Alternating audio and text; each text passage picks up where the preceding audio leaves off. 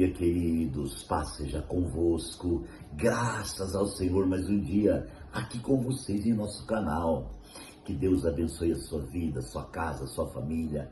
É muito bom estar com vocês, que o Senhor continue abrindo portas, liberando muita vida ao seu coração. Queridos, esta é a mensagem de número 9 da série Que Farei de Jesus chamado Cristo. Na mensagem anterior nós fizemos um pano de fundo do tema e colocamos aí para os amados irmãos. Eu quero entrar propriamente no texto que eu vou usar, que eu já anunciei na mensagem anterior, que é acerca de Jó. O livro de Jó, queridos, começa falando o seguinte, que havia um homem na terra de Uz. Este homem era íntegro, temia a Deus e evitava fazer o mal. Isso é bom? É muito bom. Ser justo e evitar fazer o mal. Mas eu quero pôr um ponto aqui e levar você ao entendimento disso. Que adianta o homem se colocar na posição de santo apenas no seu exterior? Muitas vezes nós queremos mostrar uma santidade apenas com o nosso exterior, com palavras, com atitudes. Mas na realidade, queridos, o que precisa acontecer é que essa santidade seja uma realidade constitutiva ou uma realidade constituída dentro do meu ser. É preciso haver nesta realidade autenticidade. Precisa acontecer de fato e de verdade no meu interior. Você vai entender o que estou falando. Demonstrações, apresentações, palavras persuasivas de sabedoria humana não quer dizer nada. Movimentação, movimento, aparência.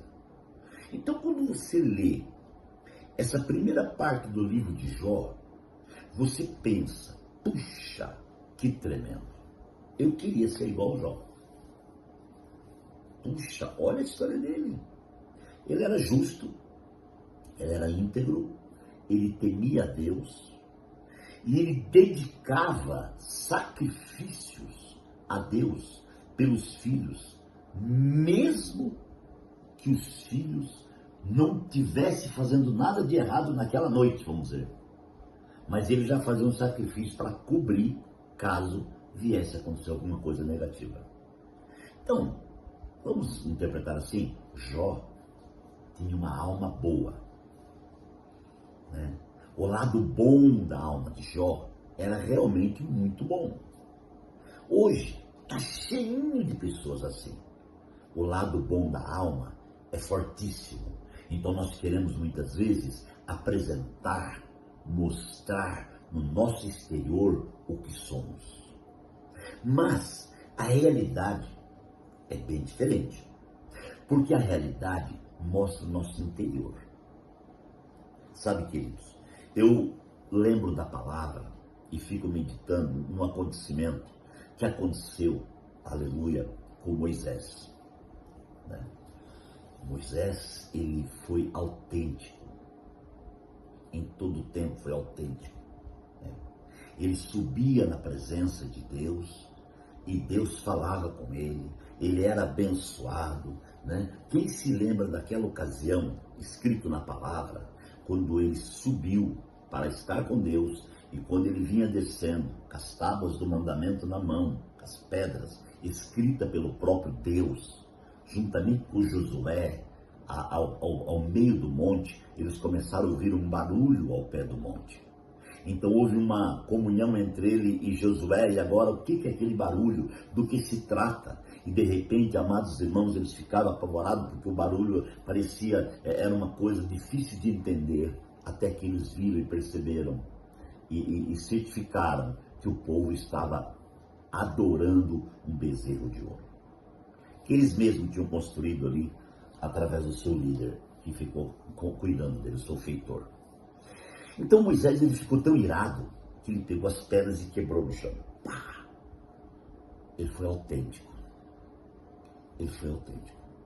Ele foi sincero. Ele quebrou as pedras do mandamento de raiva.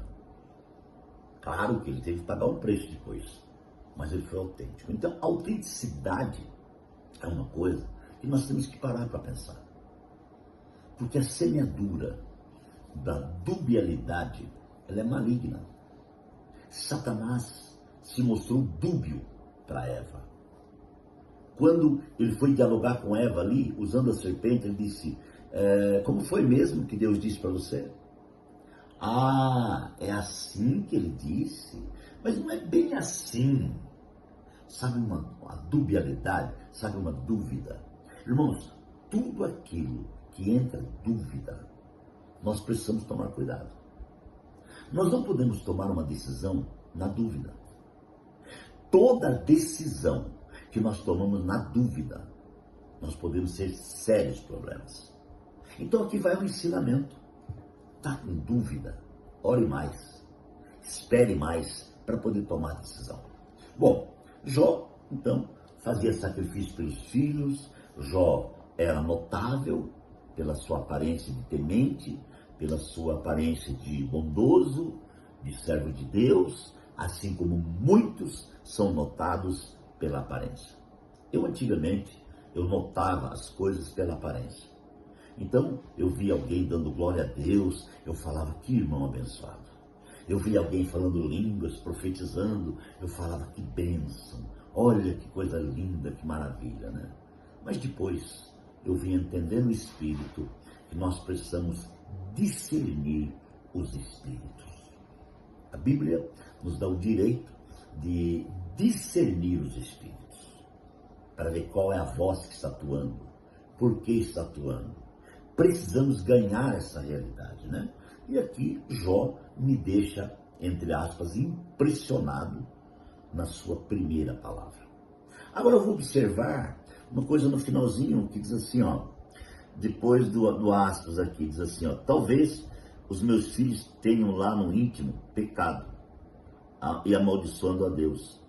Então, ele pensava, talvez, pode ser que os meus filhos pequem, então já ofereço sacrifício antes. É bondade demais, né? Mas não é real. Uma coisa que eu preciso mostrar aqui para que aconteça, porque eu tenho medo, né? E aí termina assim, ó. Essa era a prática de Jó. Essa era a prática constante de Jó. Então, a prática constante, ela não pode ser uma prática apenas de apresentação. Eu não posso fazer a obra de Deus para mostrar às pessoas que eu faço a obra de Deus. Eu não posso adorar, cantar, para mostrar que eu canto bem, que eu tenho voz boa, que eu canto afinado, que eu estudei música.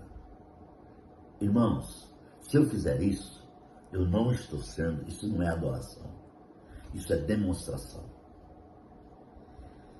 E Jó praticava todos os dias uma mesma coisa. Aquela prática virou uma rotina almática. O que não pode, a nossa prática, irmãos, como igreja, a gente fala muito de vida prática, né? Mas a vida prática começa onde? Pensa comigo. A vida prática começa onde? No exterior ou no interior? Claro que tem que ser no interior. Se a minha vida prática começar no exterior, não vai adiantar de nada. Eu tenho condições de usar o meu exterior para demonstrar uma prática que não é verdade dentro de mim. E se essa prática que eu demonstrar a você não for verdade dentro de mim, eu estou sendo falso com quem? Comigo mesmo. Não é com Deus. Porque Deus tudo vê. A luz tudo manifesta. Então não tem como eu ser falso com Ele. Se eu tentar ser falso com Deus, eu estou sendo falso comigo mesmo. Você consegue entender isso? No profundo? A prática, ela tem que ser orgânica. Como assim, pastor? A prática tem que partir de uma vida constituída, né? Então, eu amo não porque eu tenho muito amor. Eu amo porque o amor de Deus está em mim. Amarildo natural não tem condições de amar. Amarildo natural é ruim por natureza. É duro, é insensível. Mas esse amarildo natural, ele precisa entender e submeter a presença manifesta de Deus. A partir daí, tudo fica diferente. Então, as coisas começam a acontecer dentro do propósito divino. Você consegue entender? Esta é então aqui a primeira parte de Jó, a prática de Jó cotidiana, né? Eu não posso aprender a ser crente e viver minha crença como uma prática demonstrativa.